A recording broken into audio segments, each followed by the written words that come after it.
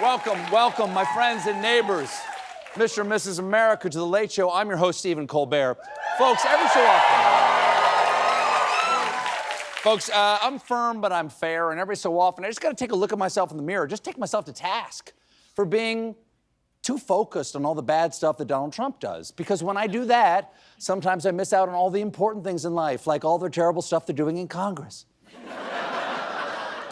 Right now, Trump's little Republican buddies are on Capitol Hill trying to trying to figure out something else, but they're coming close to fisticuffs over his heartless tax-cutting boondoggle, which he's been calling his big, beautiful bill.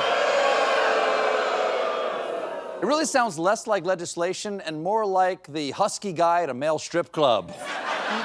Okay, ladies, coming up on the main stage is Big, Beautiful Bill. You know him, you love him, the dad bod Adonis. He's gonna eat a whole pot pie with his bare hands. Grab onto those handles, ladies, before he runs off to Home Depot. The bill has some real bad goodies in it. It not only adds over $3 trillion in debt, it cuts so much Medicaid that 7.6 million Americans would lose their health insurance, but Speaker Johnson is ramming it through with a self-imposed deadline of Memorial Day. The Republican majority is so thin at this point that Speaker Johnson can afford to lose only 3 votes to pass the big, beautiful bill and keep his lips on Trump's big, beautiful badonkadonk. The thing is, the GOP can't agree on what should be in it. For example, one GOP rep insisted the bill should include steep cuts to Medicaid, but his colleague pledged to tank any bill that reduced Medicaid. Those two guys, Chip Roy of Texas and Andrew Garbarino of New York. Those are 2 of the most home state name guys I have ever heard. You'll never get them to agree, let alone caucus with Louisiana's Raganasho Hawanananao.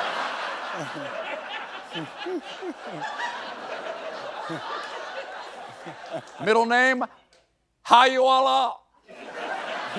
Today, Trump went to Capitol Hill and met with Republicans behind closed doors to tongue-lash them into supporting his bill. He took a moment to praise Speaker Johnson and the chair of the House GOP caucus. We have a very, very united party. This man has done a fantastic job, and so have you, Lisa. Yes, it's true. Mike Johnson is amazing, and so are you, Lisa.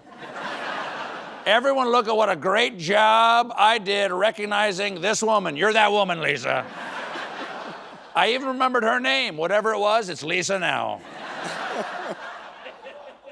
As a result of Trump's famous art of the dealing, the two sides are more dug in than ever. But, you know, there's always going to be a lot of digging when you're dealing with a hole. We're learning more. There you go. Keep talking. Call me. We're going to talk.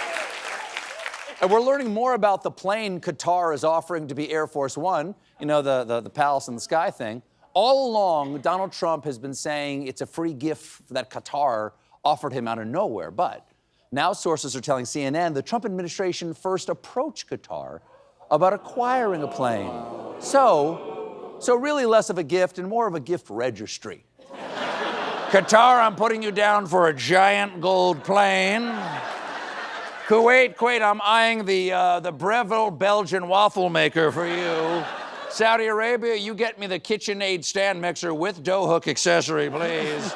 And El Salvador, I'll take a Vitamix and a Supermax prison. Apparently, Donald Trump is unhappy with our current Air Force One, which is at least 35 years old, traditionally an age when Trump gets a new plane or a new wife. So, the Air Force, with the help of a Boeing, started shopping around.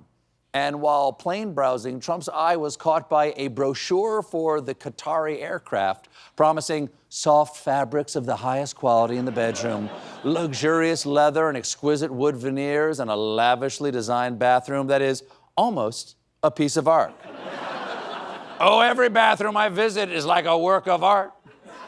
Starts off as the Mona Lisa, but pretty soon it's Guernica. The town is screaming, the horses are terrified, and by the time I'm done, it's a Jackson Pollock in there.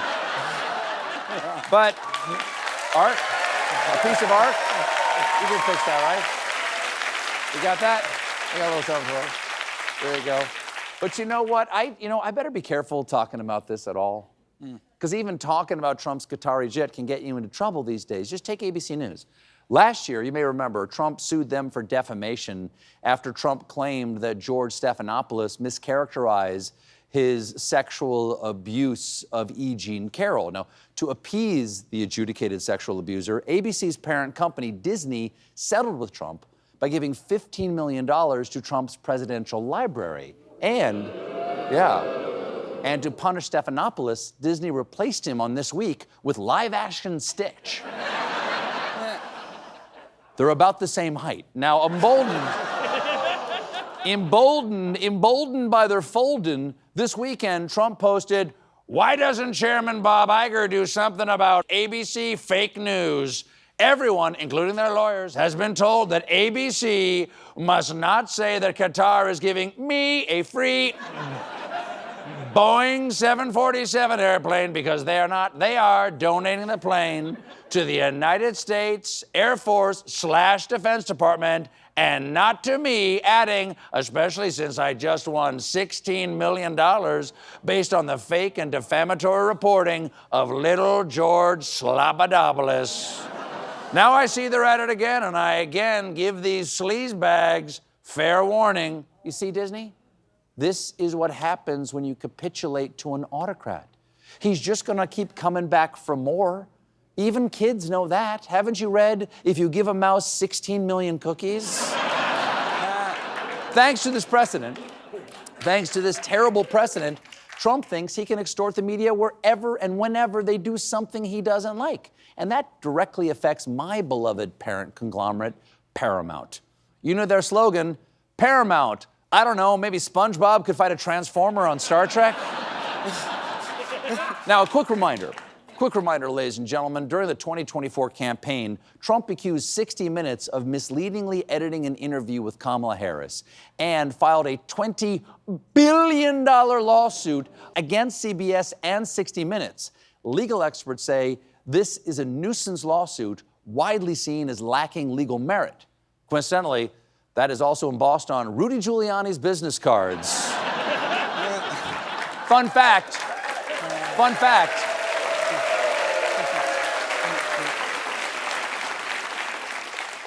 Fun fact, he's still alive. Isn't that fun? Now, at first, CBS said they'd fight this frivolous lawsuit, but here's the rub. Paramount is in the process of being sold right now. And they need the Trump administration's FCC to approve transferring the CBS broadcast license to the new owners, which, for vague reasons, they just haven't done yet. And last night, Jake Tapper tweeted, a source close to negotiations says Paramount CBS could settle with the President Trump for as much as $30 to $50 million. I'm sorry, could I have a drink of water there? Sorry. $30 to $50 million?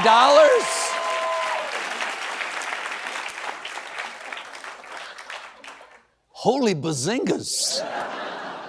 Now, because handing over a pile of cash to a president over a frivolous lawsuit to get your broadcast license approved sounds so shady, Senators Ron Wyden, Elizabeth Warren, and Bernie Sanders sent a letter to Paramount HQ raising concerns that this possible settlement risks violating bribery laws. Ladies and gentlemen, I am a proud company man. I love who I work for, and I will stand up against these scurrilous accusations that Paramount is engaged in corporate and political malfeasance for the low price of $50 million. Paramount,